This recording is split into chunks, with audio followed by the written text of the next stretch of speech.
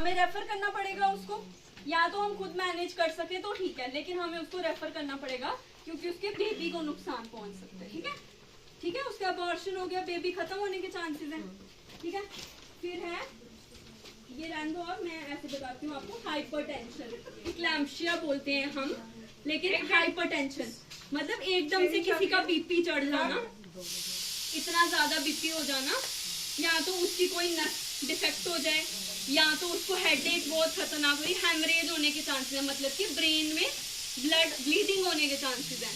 ठीक है, वो है, या तो प्रोलॉन्ग डिलीवरी के टाइम पे, हिंदी में बता दो। हाँ मैं हिंदी में बता रही हूँ, मतलब उसका टाइम खत्म हो गया। ठीक है, 9 महीने पूरे हो गए हैं, उसका अब टाइम है, ईटीडी आ गई है उसकी, उस टाइम पे उसको ऑब्स्ट्रक्टेड लेबर मतलब कि बच्चा फंस गया। ठीक है, उस टाइम पे ना बच्चा निकल पा रहा है, ना हम कुछ कर पा रहे हैं। ठीक है, तो उस टाइम पे हमें रेफर करना पड़ेगा, वो भी एक इमरजेंसी हो गया।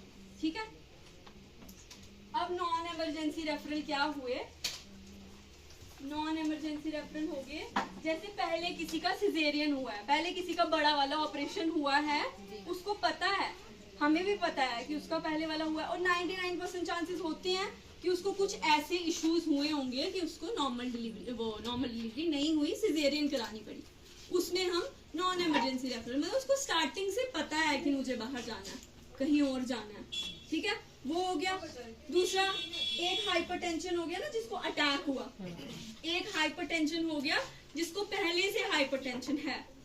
ठीक है, उसमें भी डॉक्टर की कंसल्टेशन लेनी पड़ती है, एक फिजिशियन की कंसल्टेशन लेनी पड़ती है हमें कि उसको क्या हो रहा है, क्या नहीं हो रहा है, उसको क्या करना चाहिए, सिजेरियन करवाना चाहिए कि नॉर्मल करवाना चाहिए। ठीक है, फिर हाइपरटेंशन के साथ डायबिटीज।